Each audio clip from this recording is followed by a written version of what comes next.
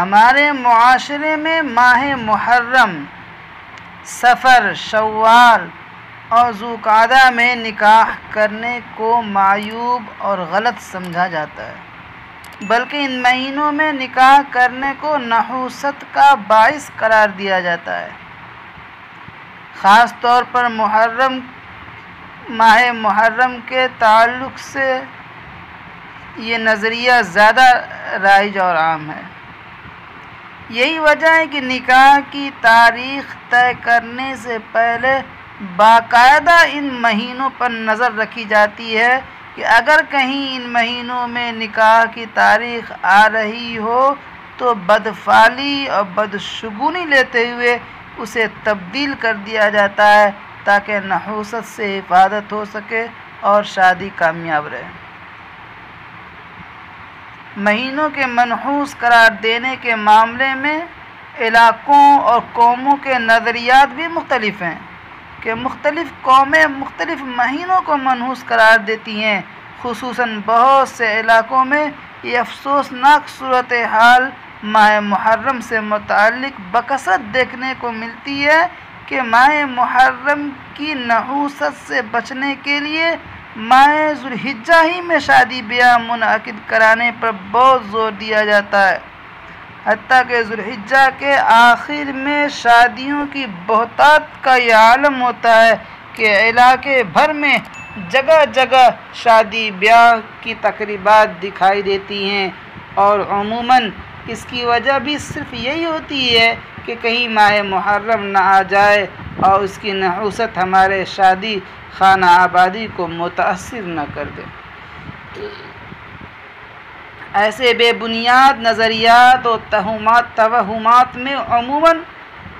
عورتیں، خواتین زیادہ مبتلا و ملوث ہوتی ہیں، اس لیے اس معاملے میں بھی مردوں کے مقابلے میں خواتین زیادہ دخل اندازی اور اصرار کرتی ہیں اور بھرپور کوشش کرتی ہیں کہ نکاح کی تاریخ ان نحوست والے مہینوں میں نہ آنے پائے۔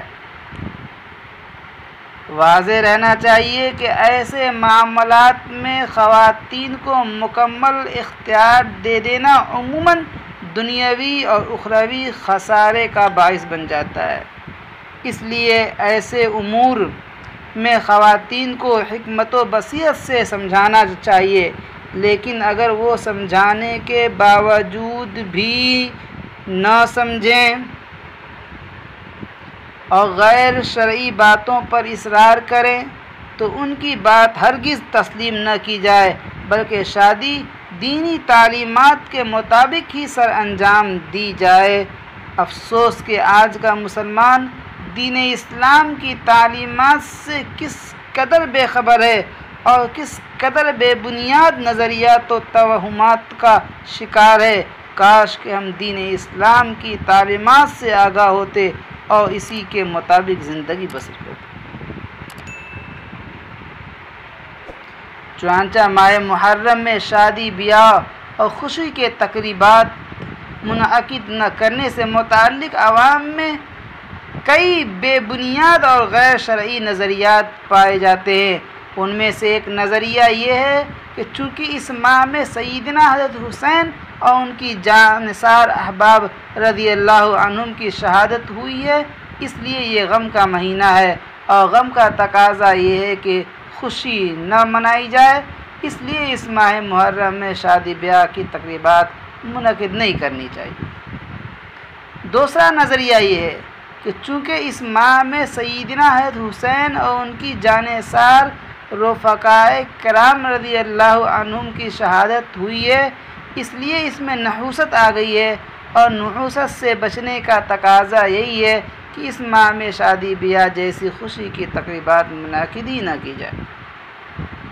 تیسرا نظریہ یہ پایا جاتا ہے کہ بعض لوگ کسی پس منظر کی رعایت کیے بغیر ویسے ہی لا علمی میں اوروں کی دیکھا دیکھی اس ماہ میں شادی جیسی خوشیاں منعقد کرنے سے بچتے ہیں اور پرہیز کرتے ہیں۔ چوتھا نظریہ یہ ہے کہ ویسے بھی اس ماہ محرم میں شادی بیاہ کوئی فرض واجب اور ضروری تو نہیں، اس لیے اس ماہ محرم میں شادی سے اجتناب کر لیا جائے تو کوئی حرج تو نہیں، تاکہ اس طرح عوام میں ماہ محرم سے متعلق رائج خیالات کی رعایت بھی ہو سکے اور ممکنہ نحوست سے بھی حفاظت ہو سکے۔ کچھ لوگ یہ سوچتے ہیں۔ پانچویں سوچ یہ ہے کہ بعض لوگ ماہ محرم میں اس لیے شادی نہیں کرتے کہ وہ ناچ گانوں کے بغیر شادی کرنے کے لیے تیار نہیں ہوتے، لیکن ماہ محرم کے احترام میں وہ ناچ گانوں کو مناسب نہیں سمجھتے، اس لیے وہ ماہ محرم میں شادی سے بچتے ہیں۔ اس نظریے کا تو غیر شرعی ہونا تو بالکل ہی واضح ہے، کیونکہ ناچ گانے تو کسی بھی صورت میں جائز نہیں ہو سکتی۔ یہ 5 طرح کے خیالات اور نظریات ہیں، اور اس کے ساتھ ساتھ اس طرح کے تمام نظریات شریعت کی نظر میں واضح طور پر بے بنیاد اور غلط بلکہ دین کے خلاف ہیں۔ اس لیے ہر مسلمان کو چاہیے کہ اس معاملے سے متعلق شریعت کی تعلیمات کو سمجھے تاکہ معاشرے میں رائج یہ غلط فہمیاں دور ہو سکیں۔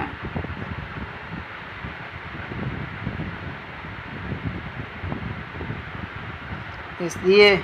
مسلمان کو چاہیے کہ وہ اس کے متعلق علماء کرام، مستند علماء کرام سے اور مستند مفتیان کرام سے معلومات حاصل کریں تاکہ مسلمان ماہ محرم سے متعلق ان بے بنیاد نظریات اور توہمات سے محفوظ ہو کر دین کی صحیح تعلیمات سے آگاہ ہو سکے۔ ہم آگے اس سلسلے میں کچھ چیزیں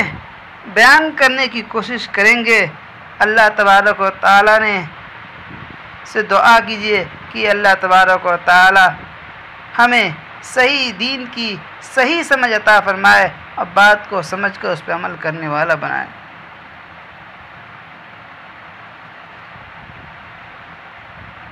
سب سے پہلے تو یہ سمجھیے کہ قمری سال، قمر کے معنی چاند آتے ہیں، تو چاند اسلامی مہینے اور سال چاند سے شروع ہوتے ہیں، اس لیے ان کو قمری سال کہتے ہیں، اور ہجری سال بھی کہتے ہیں کیونکہ اس کی تاریخ حضور پاک صلی اللہ علیہ وسلم اور صحابہ کرام کی مدینہ کی طرف ہجرت سے جڑتی ہے، اس لیے اس کو ہجری سال بھی کہتے ہیں۔ قمری سال اسلامی سال کی بہت بڑی خوبی یہ ہے کہ اس کے بارے میں اللہ تعالیٰ نے خود ہی اللہ تعالیٰ نے خود ہی قرآن کریم میں بیان فرمایا کہ اس کے 12 مہینے اللہ تعالیٰ نے خود ہی بنائے اور مقرر فرمائے ہیں، جیسا کہ اللہ تعالیٰ سورۃ التوبہ میں فرماتا ہے ان عدت الشہور عند اللہ 12 شہرا فی کتاب اللہ یوم خلق السماوات والارض منها 4 حرم ذلك الدین القیم۔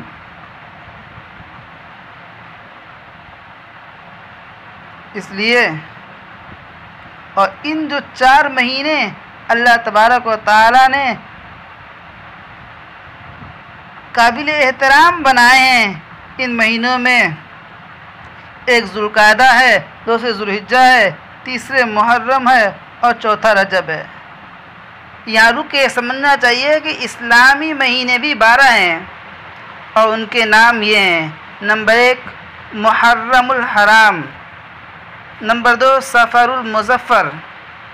نمبر 3 ربیع الاول، نمبر 4 ربیع الثانی، نمبر 5 جمادی الاولیٰ، نمبر 6 جمادی الثانیہ، نمبر 7 رجب المرجب، نمبر 8 شعبان المعظم، نمبر 9 رمضان المبارک، نمبر 10 شوال المکرم، نمبر 11 ذوالقعدہ اور نمبر 12 ذوالحجہ۔ یہ 12 مہینے ہیں۔ اس میں ربیع الثانی کو ربیع الآخر بھی بولتے ہیں، اسی طرح جمادی الثانیہ کو جمادی الاخری بھی بولتے ہیں۔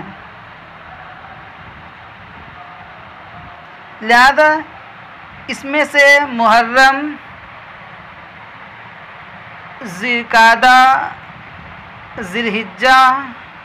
اور رجب، یہ اشہر حرم ہے، قابل احترام ہے، لہذا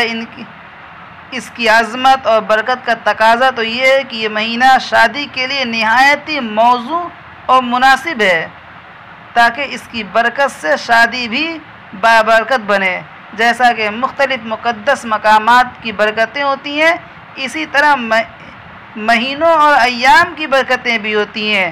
لیکن تعجب ہے کہ اس قدر عظمت اور برکت والے مہینے میں شادی کو غلط یا منحوس کیسے سمجھا جاتا ہے، افسوس کی بات ہے۔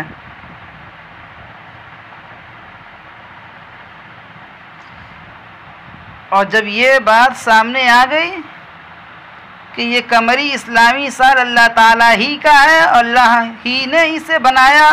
اور مقرر فرمایا ہے، تو اس سے یہ بھی معلوم ہو گیا کہ اللہ ہی سال بھر کے احکامات کا نازل کرنے والا ہے۔ اس لیے اللہ تعالیٰ نے حضور اقدس صلی اللہ علیہ وسلم کے ذریعے قرآن و سنت کی صورت میں امت کو سال بھر کے احکام و تعلیمات بیان فرما دیے ہیں۔ ان احکامات میں اپنی طرف سے کمی یا زیادتی اللہ اور اس کے رسول صلی اللہ علیہ وسلم کے احکامات کی خلاف ورزی ہے، اور واضح ہونا چاہیے قرآن و سنت میں ماہ محرم میں شادی سے متعلق کسی قسم کی کوئی ممانعت یا نحوست کا ذکر نہیں ہے۔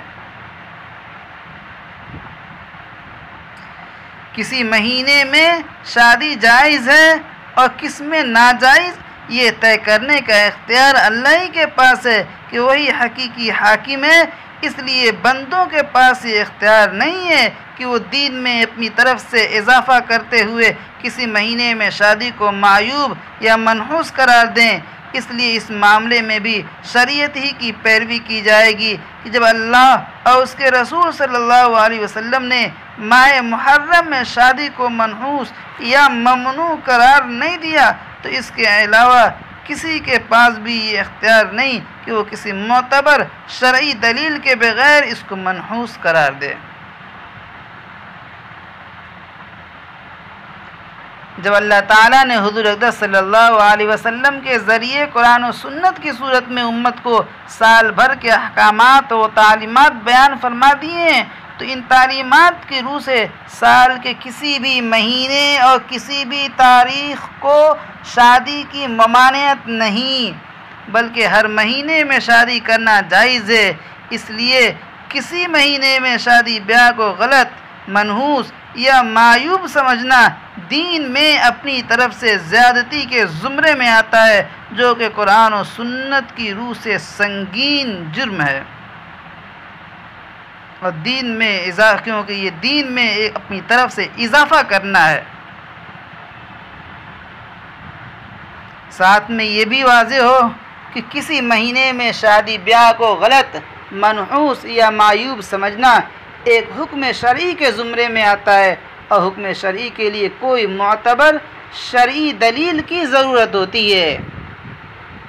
جبکہ نحوست کا یہ نظریہ بلا دلیل ہے۔ کوئی دلیل نہیں ہے اس پر کہ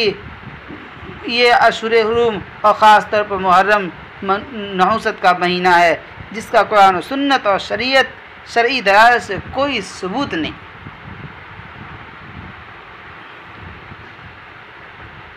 نکاح ایک عظیم شرعی حکم ہے جو کہ حضور اقدس صلی اللہ علیہ وسلم کی محبوب سنت ہے۔ ایک تو اس کی سنت ہونے کا تقاضا یہ ہے کہ اس پر عمل کرنے میں بلا وجہ تاخیر نہ کی۔ دوم یہ کہ حضور اقدس صلی اللہ علیہ وسلم نے حضرت علی رضی اللہ عنہ سے ارشاد فرمایا کہ اے علی، 3 چیزوں میں تاخیر نہ کرنا۔ ایک تو نماز میں تاخیر نہ کرنا جب اس کا وقت ہو جائے، دوسرا نماز جنازہ میں تاخیر نہ کرنا جب وہ تیار ہو جائے، سوم غیر شادی شدہ لڑکی کے نکاح میں تاخیر نہ کرنا جب اس کے ہم پلہ کوئی مناسب رشتہ مل جائے،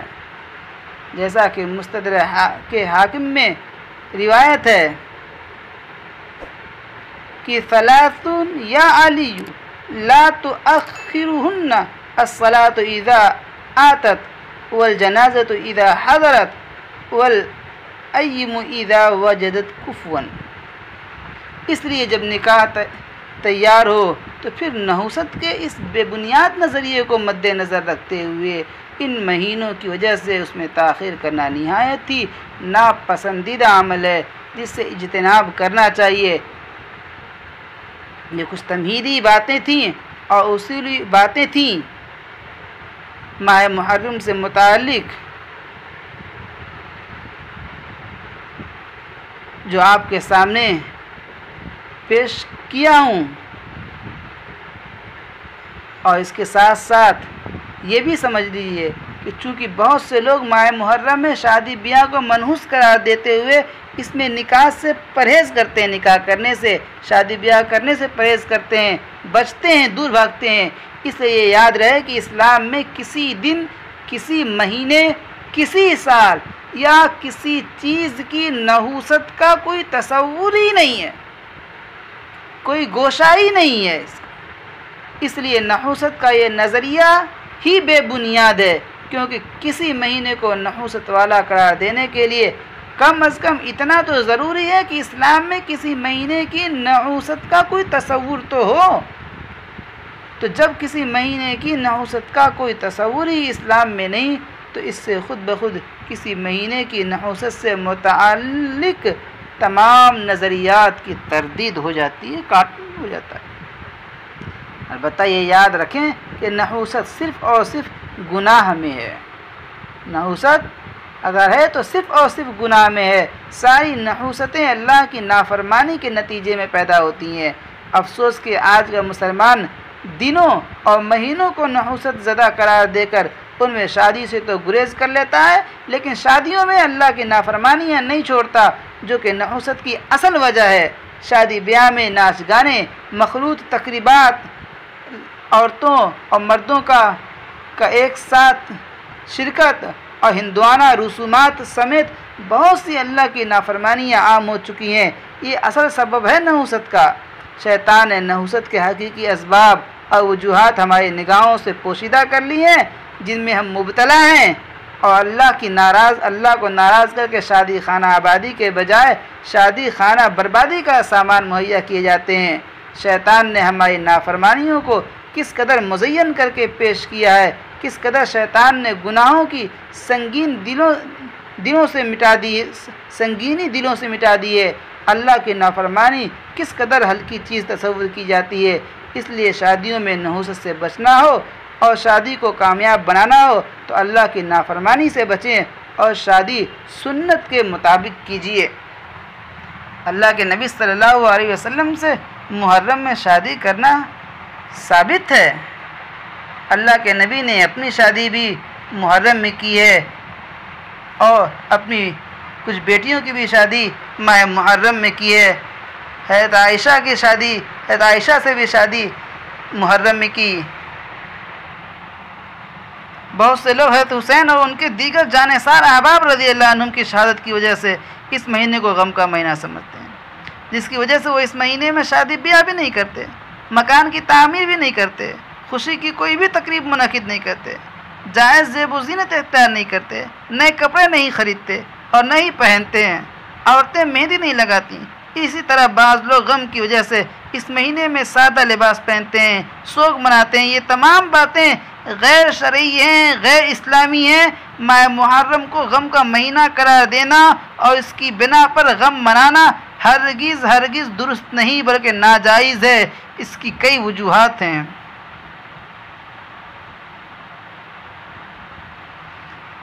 ہم جانتے ہیں کہ حضرت حسین رضی اللہ عنہ اور ان کے دیگر جانثار احباب رضی اللہ عنہم کی شہادت یقیناً ایک نہایت ہی المناک، غمناک اور روح فرسا واقعہ تھا، لیکن ان کی شہادت کی وجہ سے ماہ محرم کو غم کا مہینہ قرار دے کر غم منانا قرآن و سنت اور شرعی دلائل اور جمہور امت سے ہرگز ثابت نہیں۔ اس لیے یہ بات بلا دلیل ہے، یہ چیزیں کسی معتبر شرعی دلیل کے بغیر تسلیم نہیں کی جا سکتی۔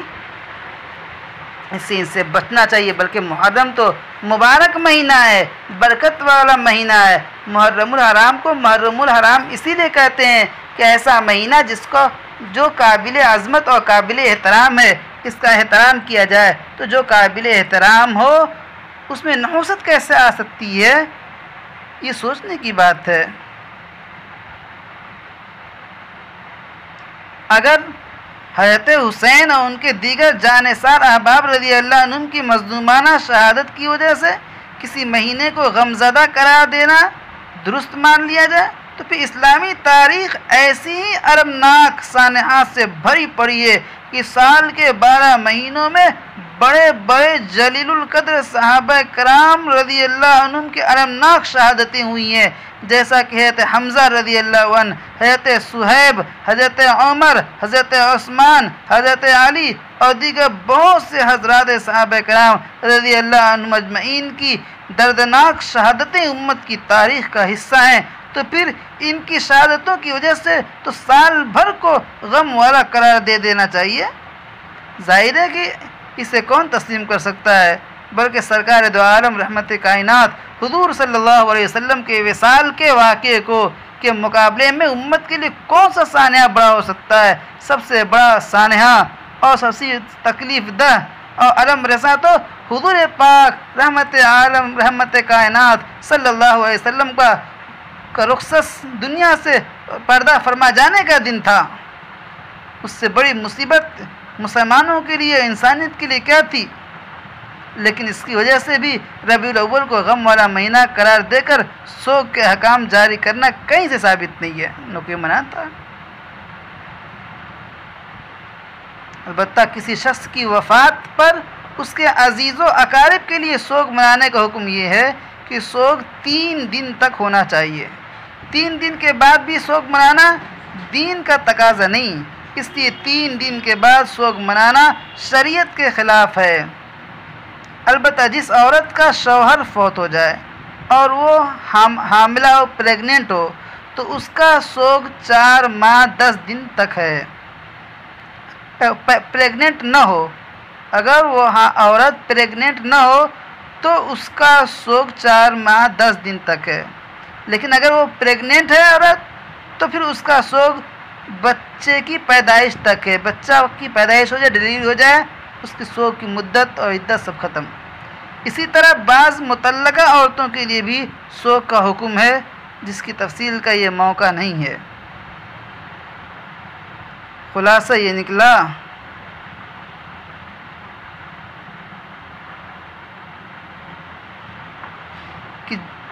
کہ حضرت حسین رضی اللہ عنہ کی شہادت کی وجہ سے ماہ محرم کو غم کا مہینہ قرار نہیں دیا جا سکتا، تو اس سے بھی یہ بات واضح ہوگی کہ حضرت حسین رضی اللہ عنہ کی شہادت کی وجہ سے آج کل جو غم منانے کے طور پر مختلف کام کیے جاتے ہیں یا مختلف نظریات قائم کیے جاتے ہیں، یہ سراسر غیر شرعی اعمال اور غیر شرعی نظریات ہیں۔ بہت سے لوگ حضرت حسین رضی اللہ عنہ کی شہادت کی وجہ سے ماہ محرم میں نکاح نہیں کرتے ہیں کہ یہ غم کا مہینہ ہے اور ان کی شہادت کا مہینہ ہے۔ یہ بات بھی شریعت کے خلاف ہے، جس کی کافی تفصیل میں نے آپ کے سامنے بیان کی ہے۔ لیکن اس کے ساتھ ساتھ کچھ باتیں آپ سمجھیے کہ شہادت تو نہایت ہی معزز اور مقدس چیز ہے، یہ غم منانے کی چیز نہیں ہے، جو کہ امت کے خوش نصیب افراد کو عطا ہوتی ہے شہادت۔ اس لیے اس کی وجہ سے کسی مہینے یا دن میں نحوست کیسے آ سکتی ہے؟ یہ کس قدر غلط بات بتائیے۔ اور پھر قرآن و سنت سے یہ بات معلوم ہوتی ہے کہ بڑی سے بڑی شخصیت کی شہادت کی وجہ سے کسی مہینے کے احکام پر اثر نہیں پڑتا، کہ اس کی وجہ سے بعض جائز امور ناجائز یا ممنوع ٹھہریں۔ اس لیے حضرت حسین رضی اللہ عنہ کی شہادت کی وجہ سے ماہ محرم کے احکام میں تبدیلی اور چینجنگ کا تصور قرآن و سنت کے مطابق نہیں، بلکہ واضح طور پر بلا دلیل ہے، خصوصاً جب کہ حضور اقدس صلی اللہ علیہ وسلم کو اللہ تعالیٰ نے حضرت حسین رضی اللہ عنہ کی شہادت کی خبر دے دی تھی، لیکن پھر بھی حضور اقدس صلی اللہ علیہ وسلم نے محرم کے مہینے سے متعلق کسی بھی حکم میں کوئی تبدیلی نہیں فرمائی۔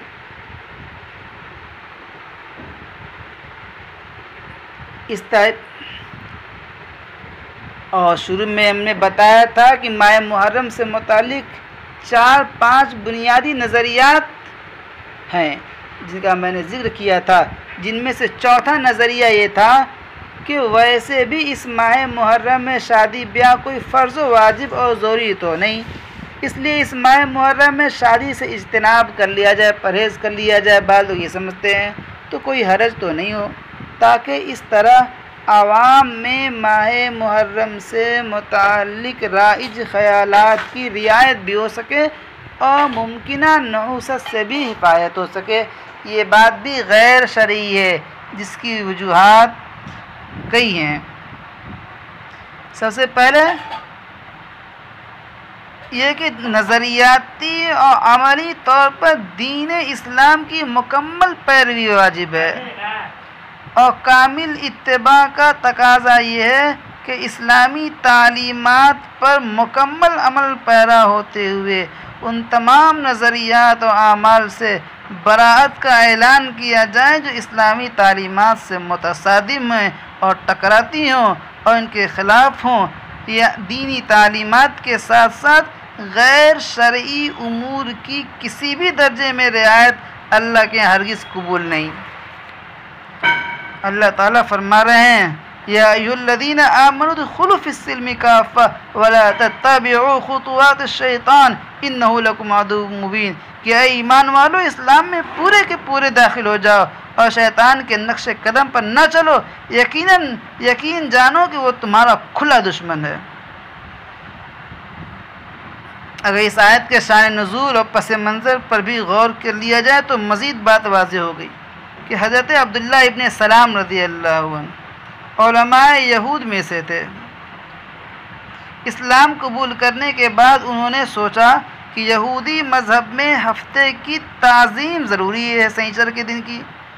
تقریب اور اونٹ کا گوشت ممنوع ہے، کھانا منع ہے، اور جبکہ اسلام میں ہفتے کے دن کی بے تعظیمی واجب نہیں ہے اور اونٹ کا گوشت کھانا بھی واجب نہیں،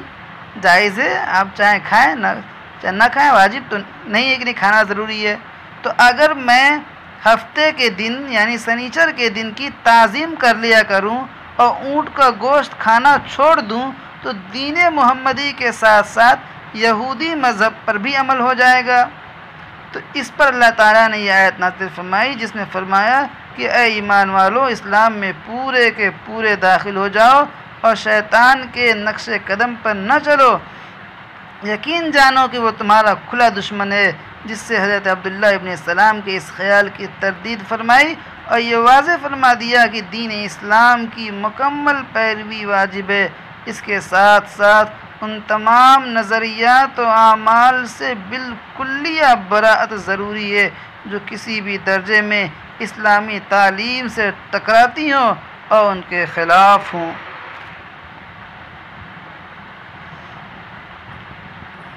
لہذا اس بے بنیاد نظریے کی کسی درجے میں رعایت کرتے ہوئے ماہ محرم میں نکاح نہ کرنا در حقیقت اس غیر شرعی نظریے کی ایک حد تک تائید بھی ہے اور سپورٹ کرنا ہے، اور یہ غیر شرعی نظریہ رکھنے والوں کی مشابہت بھی ہے، اور یہ دونوں باتیں ممنوع ہیں اور منع ہیں اسلام میں۔